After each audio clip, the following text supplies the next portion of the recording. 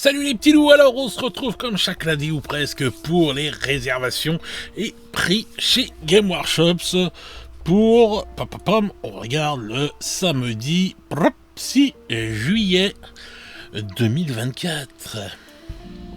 Bon, eh bien, on continue la semaine prochaine sur du Age of Sigmar, donc voilà, il y aura juste une semaine de décalage avec ceux qui ont fait la boîte et vous aurez votre livre de règles pour ceux qui n'aiment pas ce qu'il y avait dans la boîte. Voilà, on va voir, il y a plein de trucs qui sortent en même temps. Donc voilà, c'est un peu le bordel. Donc on se retrouve avec le livre de règles de 288 pages, je crois 11 pages de plus ou une dizaine de pages de plus que le livre qu'on a dans la boîte. Il y en a pour 55 €. Alors je sais pas ce qu'il y a en plus, mais il y a des pages en plus. Voilà, l'autre il fait 272 si je ne dis pas de bêtises. Donc voilà, bon bah le core book qui sort comme ça à 55 €. Il y a la version collector juste en anglais, très belle version collector, hein, vraiment c'est magnifique avec le truc, mais ça tu l'ouvres même pas quoi, tu le mets dans ta bibliothèque et tu le gardes. Mais bon, voilà, c'est une belle version quoi, en tout cas. Mais bon, ce ne sera qu'en anglais. Ensuite, on a le manuel du général, le Général Handbook. Ce nom me fait rire à chaque fois, bref. 2024-2025, il vous en coûtera 34 €. Alors attention, parce que il y a les cartes du soi-disant manuel du général, je sais pas comment on peut appeler ça, dans la boîte de base. Enfin, la boîte qui est sortie, la Skaven et tout, mais là, il y a quand même beaucoup, il y a quand même des trucs en plus, je pense. Donc, ceux qui font du tournoi, de toute façon, vous serez obligés de l'avoir. Voilà, les tournoyeurs et autres personnes qui font dans ces trucs-là, vous serez obligés de l'avoir. Et je crois qu'il y a quand même, je sais plus combien de pages là-dedans et tout, mais donc je sais pas si en fait on a tout dans les cartes de la boîte de base ou là, je sais pas. À voir, mais en tout cas pour les tournoyeurs, vous le savez de toute façon, il faut le prendre quoi. 34 €, voilà. Là, on a la boîte fer de lance, donc le pack de jeu Feu et Jade, donc avec le plateau. Il y a moins de décors que dans la boîte. Non, je crois qu'il y a moins de décors, on dirait. Plus les cartes et les deux petites réglettes, il y en a pour 55 balles en prix games. Donc 55 €. Voilà. Je vais aller voir vite fait quand même, on va vérifier, mais... ouvrir, hop là. Alors, est-ce qu'il y en a encore? Tiens, des boîtes. Ah ouais, vous pouvez encore acheter des boîtes. Oui, il y a moins de décors. Oh non, il y a le même nombre de décors. Non, j'ai dit une bêtise. Non, il y a les mêmes décors. Voilà. Bah, donc, c'est les décors qu'il y a dedans. Hop. Les décors, les cartes, les petites réglettes. Ouais, bah écoutez, hein, mais c'est pas les mêmes décors, on dirait ça. Ah, si, il y a le petit retour de mur là, c'est peut-être parce qu'il est mal placé. Donc 55 € par contre, je sais pas s'il y a le livre dedans. Le Battle Pack Spearhead sera disponible gratuitement. Ah voilà, et les règles Spearhead de chaque faction seront disponibles dans leur pack de factions, à la fois et dans les éditions physiques et numériques. D'accord, bon bah voilà. Si vous organisez par exemple des tournois de Spearhead, bon bah la boîte 55 balles, bon après avec une réduction de moins 20%, hein, ça vaut le coup. Comme ça, si vous prenez plusieurs plateaux, si vous faites des petits tournois et tout pour faire voir le jeu, c'est génial. Hein. Ça par contre, les Spearhead, pour faire découvrir le jeu aux gens, pour faire des petits tournois, des trucs, des machins et tout, c'est une tuerie. Je vous conseille d'ailleurs d'aller voir les 2 vidéos Spearhead qu'a fait Eevee sur sa chaîne, c'est une tuerie. Et celle qui est sortie samedi là, mais des barres de rire, comment j'en ai rigolé, c'était vraiment sympa.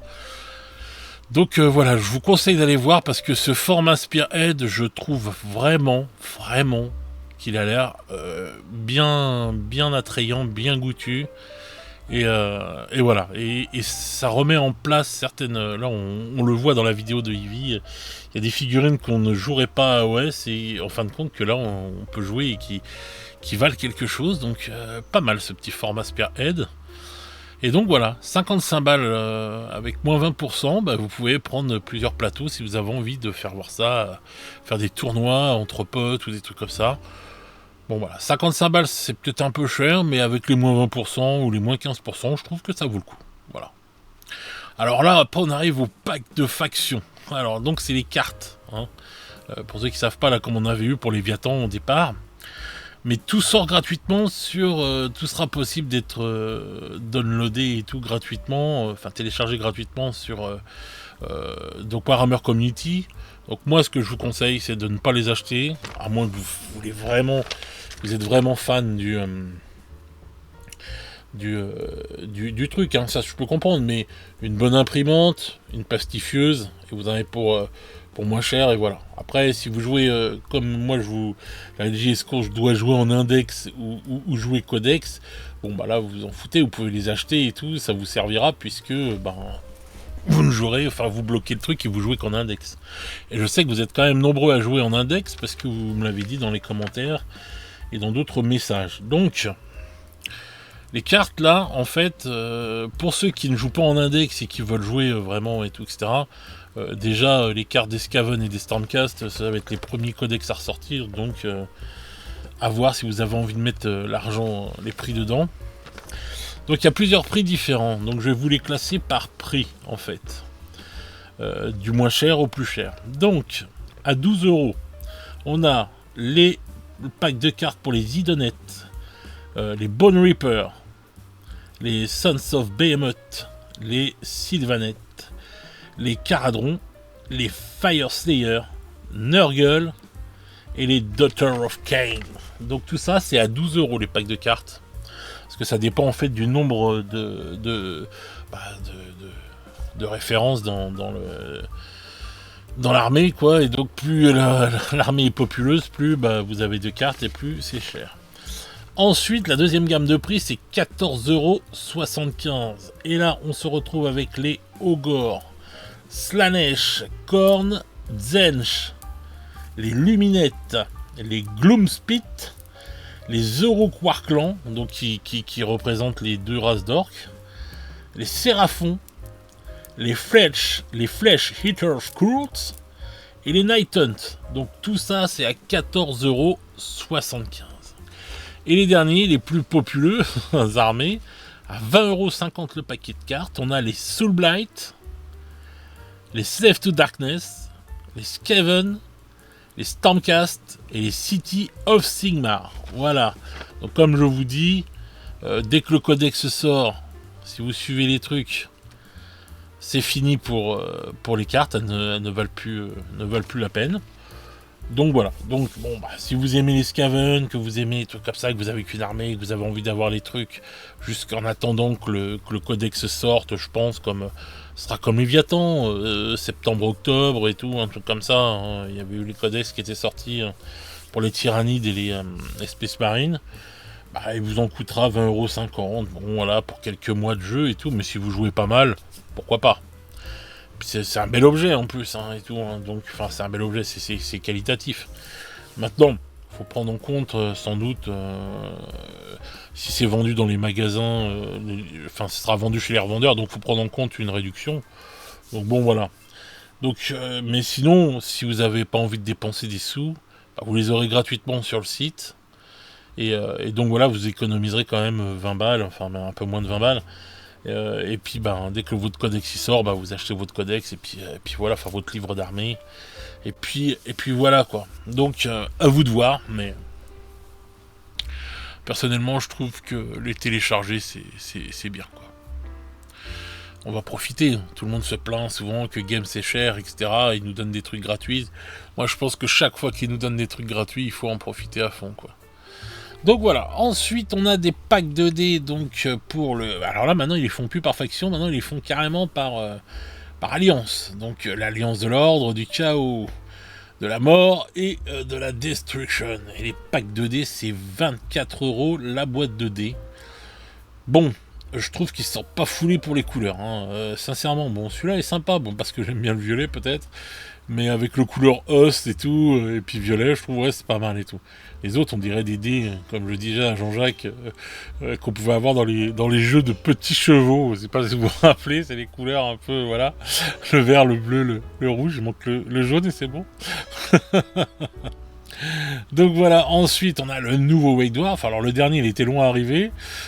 Et on a déjà le nouveau qui arrive là, donc bon bah bien sûr à fond sur AOS, hein, normal, ça va être intéressant, il y aura pas mal de trucs intéressants dedans, donc voilà, vivement. De toute façon, je vous en ferai la review. Hein. Je fais la review de tous les White Dwarf nouveaux. Et puis, aussi, parfois, je vais dans le passé pour vous faire voir les vieux White Dwarf. Ça va pas tarder d'ailleurs à avoir des nouveaux numéros d'ailleurs. Ensuite, la Black Library. On a des livres qui sortent en anglais, bien sûr, collector et tout, etc. On n'a pas les prix, bien sûr, chez les revendeurs. Mais là, c'est beau. Hein. L'objet est magnifique. Hein. Vraiment, c'est une tuerie. Donc après il y a ça qui sort sur la tablette. Alors chez Warhammer Plus, on a un masterclass pour peindre je sais pas quoi.